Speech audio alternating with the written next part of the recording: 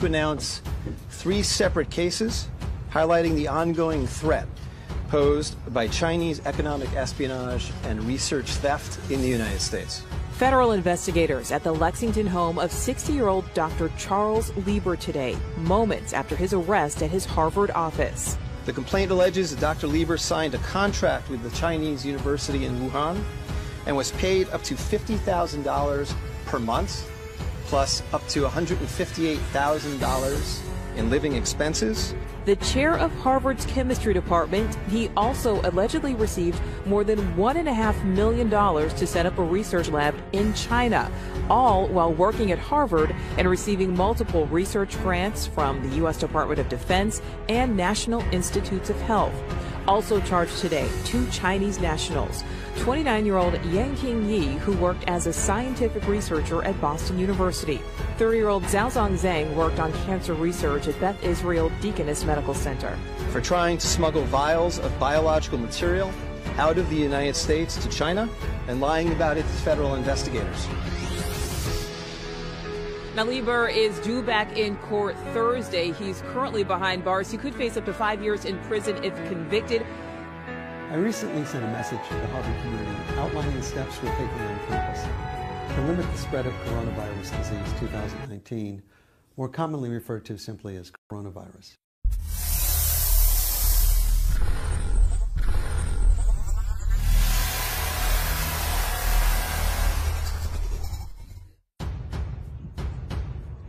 Akhirnya ilmuwan yang membuat dan menjual virus corona atau COVID-19 ke China ditangkap. Kabar tentang seorang ilmuwan asal Universitas Harvard, Amerika Serikat bernama Charles Lieber ditangkap karena membuat dan menjual virus corona atau COVID-19 ke China beredar di media sosial. Kabar ini disebarkan akun Twitter @JohnBewellCTM pada 5 April 2020. Akun Twitter ini mengunggah informasi mengenai penangkapan Charles Lieber. USA just discovered the man who manufactured and sold the #coronavirus to China. Dr. Charles Lieber, head of the Chemistry and Biology Department at Harvard University, USA. He was just arrested today, according to American Department source. Begitulah tulis akun Twitter @JohnBewellCTM. AS baru saja menemukan pria yang memproduksi dan menjual coronavirus ke China. Dr. Charles Lieber, Kepala Departemen Kimia dan Biologi di Harvard University AS, dia baru saja ditangkap hari ini dan menurut sumber Departemen Amerika. Begitulah tulis akun Twitter @JohnBewellCTM dalam terjemahan. Konten yang diunggah akun Twitter @JohnBewellCTM telah 26.000 kali dibagikan warganet. Sebelumnya, pengakuan lengkap Intel China ungkap munculnya virus corona dalam pemerintahan Xi Jinping. Teka-teki soal sumber munculnya virus corona yang tengah mewabah di dunia saat ini masih terus berlangsung. Tak ada yang tahu pasti dari mana sumber virus yang telah menewaskan puluhan ribu dan jutaan lainnya masih dalam perawatan saat ini. Di tengah teka-teki ini, seorang pria yang mengaku sebagai seorang perwira senior intelijen militer Cina muncul. Dia mengaku mengetahui tentang seluk-beluk kemunculan virus corona dan bagaimana sehingga menyebar ke seluruh belahan dunia hingga saat ini. Dia juga menjelaskan tentang kebohongan dan kekejian yang dilakukan oleh pemerintahan Cina. Hal itu ia sampaikan melalui akun media sosial yang dirahasiakannya, namun tulisannya didapat oleh seseorang lalu dipublikasikan di laman www.intelhub.com pada pertengahan Februari lalu. Dan berikut ini adalah tulisan selengkapnya. Berikut ini adalah informasi selengkapnya. Saya adalah perwira senior intelijen militer Tiongkok. Dan saya tahu kebenaran tentang penyebaran virus corona. Izinkan saya mengawali postingan ini dengan mengatakan bahwa sama sekali tidak ada cara untuk memeriksa informasi berikut. Itulah sebabnya saya mempostingnya di kategori analisis di situs web ini. Namun, saya mempostingnya dalam upaya untuk mengetahui apa yang sebenarnya terjadi dengan seluruh wabah COVID-19 coronavirus dan mungkin mendapatkan beberapa jawaban di sepanjang jalan. Saya mendorong semua orang untuk berkomentar di bawah postingan ini di bagian komentar dan membagikan ini di media sosial. Pengetahuan adalah kekuatan. Ambillah untuk apa nilainya. Yang berikut ini diposting di Reddit oleh pengguna Wuhan Virus Throwaway. Saya adalah warga negara Cina di Wuhan yang menduduki posisi tinggi dalam intelijen militer. Saya juga anggota Partai Komunis Tiongkok. Sebagai pejabat senior di dekat puncak partai, saya memiliki akses ke banyak informasi rahasia dan saya telah terlibat dalam banyak proyek pemerintah rahasia. Saya memiliki gelar doktor dari universitas terkemuka di negara barat. Itulah sebabnya saya dapat menulis akun saya dalam bahasa Inggris. Saya memiliki informasi yang saya percaya dapat menyebabkan penggulingan pemerintahan saya. Ini juga relevan bagi miliaran orang di luar Tiongkok yang semuanya sekarang dalam bahaya eksistensial. Tidak akan mengejutkan Anda mendengar bahwa jika identitas saya diungkapkan, hidup saya akan berada dalam bahaya besar. Seperti halnya istri dan anak saya meminta kepada Anda untuk menghormati fakta bahwa saya telah menghapus semua akun ini dari fakta yang membuatnya mudah untuk mengidentifikasi saya. Sekarang Anda akan terbiasa dengan wabah 2019 nCoV atau baru-baru ini juga dikenal sebagai NCP atau hanya coronavirus. Anda pasti pernah mendengar bahwa itu berasal dari Wuhan, sebuah kota industri di Cina, dan itu berasal dari binatang, kemungkinan besar kelelawar atau terenggiling yang dijual di pasar hewan liar. Anda akan diberitahu bahwa itu adalah penyakit seperti influenza yang pada kasus-kasus parah dapat menyebabkan pneumonia, kegagalan pernafasan, dan kematian. Akhirnya, Anda mungkin pernah mendengar bahwa meskipun penyakit ini sangat menular, namun berbahaya hanya untuk orang tua atau mereka yang memiliki sistem kekebalan tubuh yang lemah. Tingkat kematian resmi sekitar 2% atau lebih. Semua itu adalah kumpulan kebohongan yang dibuat oleh negara Cina. Tahun lalu, protes anti pemerintah berskala besar meletus di Hong Kong. Komite Tetap Partai Komunis Tiongkok menganggap ini sebagai ancaman besar bagi integritas dan stabilitas Ibu Pertiwi. Pemerintah AS dan Uni Eropa sama-sama tahu bahwa Cina diam-diam bekerja membuat agen biologis yang akan membuat para pemrotes tunduk patuh. Tanpa merinci, saya mengerjakan proyek itu. Kami mencoba mengembangkan semacam semprotan yang dapat disebarkan dari helikopter atau drone dan yang akan menyebabkan keterbelakangan mental dan perubahan perilaku. Tentu saja, karena Hong Kong adalah salah satu kota paling terbuka dan internasional di dunia. Partai memutuskan bahwa terlalu beresiko untuk melepaskan agen biologis di Hong Kong tanpa terlebih dahulu mengujinya. Untuk itu, diperlukan sejumlah besar uji coba manusia. 2 kelompok diidentifikasi untuk uji coba ini. Pertama, kami mengumpulkan sejumlah besar yang disebut radikal Islam di Provinsi Xinjiang, yang disebut radikal Islam di Provinsi Xinjiang, dan membawa mereka ke apa yang kami sebut camp pelatihan. Kami sudah menggunakan camp-camp ini untuk eksperimen manusia selama beberapa tahun. Tetapi adanya protes Hong Kong berarti kami melipat gandakan upaya kami. Kami mengekspos para tahanan ke berbagai agen percobaan alfa. Karena ini tidak berbau dan tidak terlihat, subjek tidak menyadari bahwa mereka mengambil bagian dari uji coba medis. Tingkat kanker yang tinggi, demensia prematur, depresi bunuh diri, dan kematian karena kegagalan organ dapat dengan mudah ditekan. Karena camp-camp tersebut terletak di bagian yang sangat jauh dari tanah air kita. Setelah percobaan awal menghasilkan agen beta, itu diangkut ke Provinsi Hubei, di mana ia ditempatkan di fasilitas pengujian militer khusus di luar kota Wuhan. Ini bahkan bukan rahasia yang dirahasiakan. Keberadaan fasilitas ini telah dilaporkan dalam berita internasional. Bahkan, fakta bahwa letaknya dekat dengan pasar hewan liar adalah fakta yang diketahui.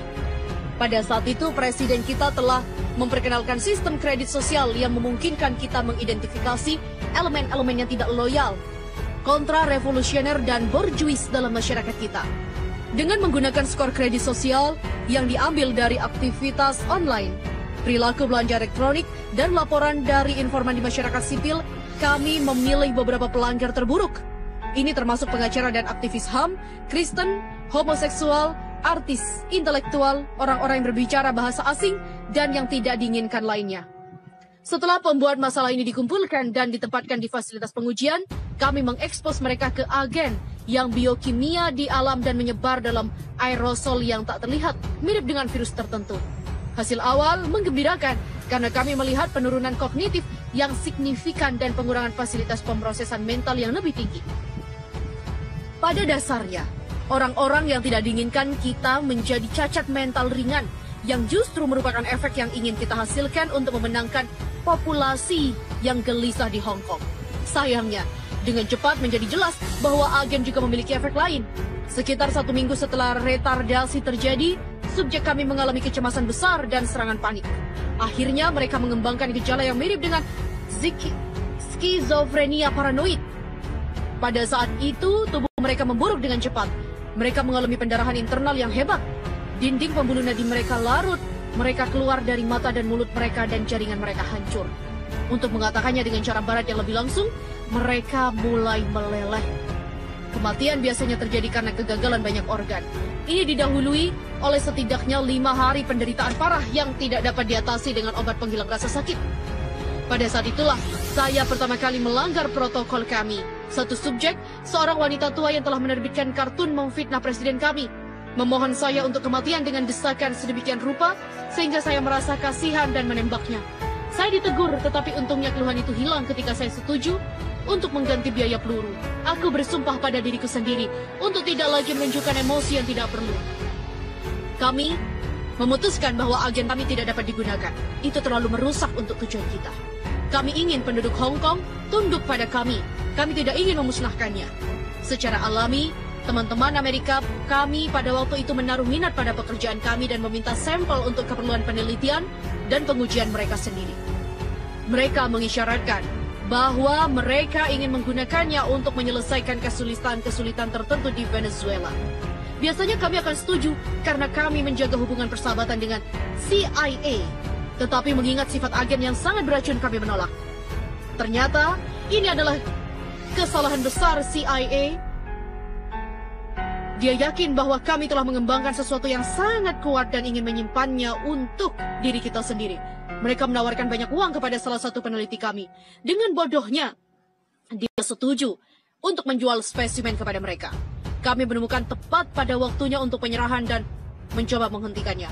Dalam baku tembak berikutnya, jangan repot-repot mencarinya di berita. Tidak pernah dilaporkan dimanapun. Beberapa lusin orang tewas. Namun yang lebih penting, agen melarikan diri. Baku tembak terjadi di pasar hewan liar yang telah dilaporkan sebagai lokasi penularan hewan ke manusia yang mulai mewabah.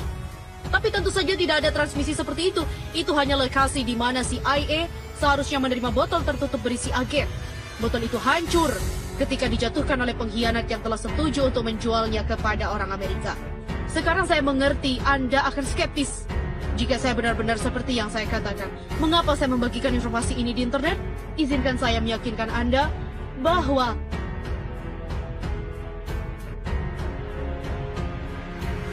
biasa menderita coronavirus. Ini memungkinkan kami untuk menyembunyikan sifat sebenarnya dari penyakit ini. Biarkan saya jelaskan. Saat ini, musim flu di Tiongkok. Ketika kami menyadari bahwa kami tidak bisa lagi mengandalkan penyebaran agen, kami mengirim orang-orang kami ke semua rumah sakit dan memerintahkan semua dokter untuk mendiagnosis setiap kasus flu biasa sebagai coronavirus. Kami datang dengan nama baru 2019 nCoV dan membagikan lembar fakta yang menggambarkan penyakit buatan.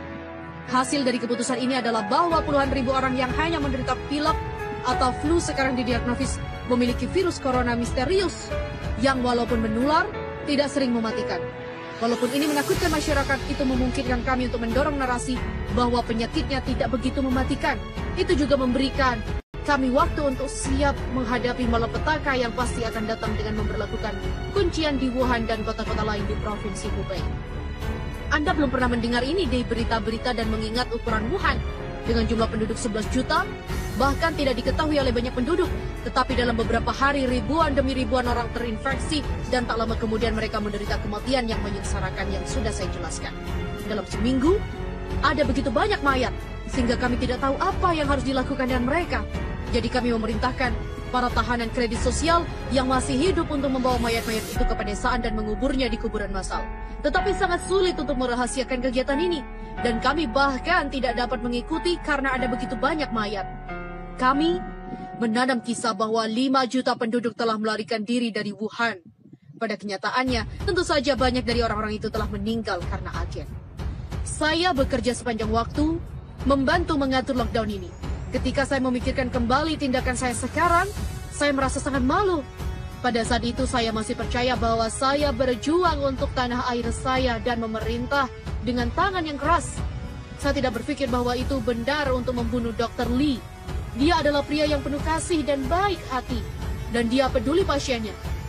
Bagaimana tanah air kita tidak mendapatkan manfaat dari memiliki dokter seperti itu? Saya berbagi kekhawatiran saya dengan istri saya. Tetapi dia meyakinkan saya bahwa saya tidak boleh mengatakan apapun kepada atasan saya. Dia mengatakan itu terlalu berbahaya, bahwa mereka menghargai kesetiaan di atas segalanya, dan bahwa saya hanya akan menemukan masalah jika saya mengetahui dan mengakui keraguan saya tentang praktek mereka. Dia juga menunjukkan bahwa kami mendapatkan manfaat dari perawatan medis prioritas. Sebagai pejabat senior, kami menerima persediaan rutin masker hazmat yang sangat canggih, yang merupakan satu-satunya teknologi yang dapat mencegah infeksi. Dia memohon saya untuk memikirkan putra kami yang masih kecil. Jika saya berbicara dan tertangkap, hidup kami akan beresiko. Sekitar waktu yang sama, menjadi jelas bahwa agen sepenuhnya di luar kendali kami. Itu menyebar seperti api di seluruh provinsi Hubei dan sekitarnya, menginfeksi puluhan juta dan menyebabkan mereka semua mati. Saya mengerti bahwa apa yang baru saja saya katakan sulit dipercaya, karena Anda telah diberitahu bahwa hanya ada sekitar 50.000 infeksi dan jauh lebih sedikit kematian. Tetapi ini adalah infeksi influenza yang secara salah dianggap sebagai coronavirus yang tidak ada. Agen jauh lebih menular dari itu, dan tingkat kematiannya tidak seperti coronavirus, bukan 2%. Tidak, tingkat fatalitasnya adalah 100%. Tidak ada yang pulih dari itu. Setiap orang yang mengidapnya meninggal, dan banyak orang yang mengidapnya.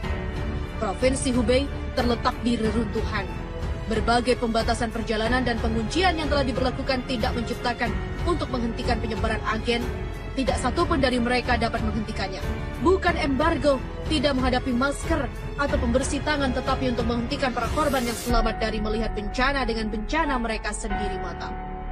Saya adalah bagian dari penyembunyian terbesar dalam sejarah manusia.